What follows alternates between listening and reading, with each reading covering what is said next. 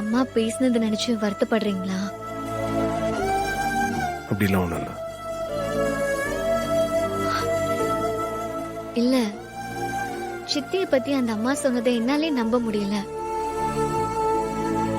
இருந்தாலும் நீங்க காரணம் இல்லாம அவங்கள கூட்டிட்டு வந்திருக்க மாட்டீங்கன்னு எனக்கு தெரியும். சில சமயம் உண்மை நம்ம கண்ணுக்கு தெரியறது இல்ல, போய் நம்ம கண்ணை மறைக்கும். இதுக்கெல்லாம் காலம்தான் பதில் சொல்லும்.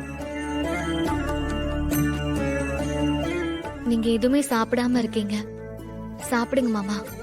இல்ல, எனக்கு வேணாம் ரேவதி. சாப்பிடுங்க மாமா.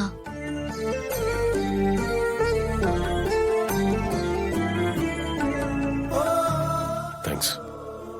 அத நான் தான் சொல்லணும். அதுக்கு முன்னாடி என்ன சொன்னீங்க? உண்மை நம்ம கண்ணுக்கு தெரியாது, போய் கண்ணை மறைக்கும். இதுக்கெல்லாம் காலம் பதில் சொல்லும் தானே சொன்னீங்க. அதான் என் கல்யாணம் நின்னு போச்சு. அதுவும் நீங்க நிப்பாட்டிருக்கீங்க. இதை விட எனக்கு வேற என்ன வேணும் சொல்லுங்க.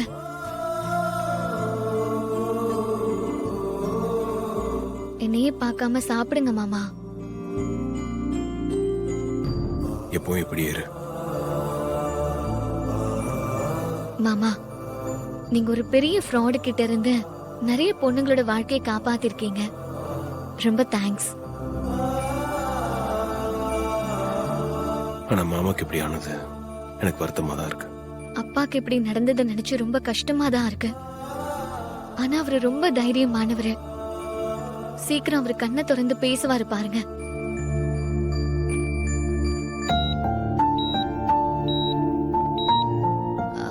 சரிங்க மாமா, டாக்டர் கிட்ட ஆபரேஷனை பத்தி பேசுனீங்களா? டாக்டர் என்ன சொன்னாங்க?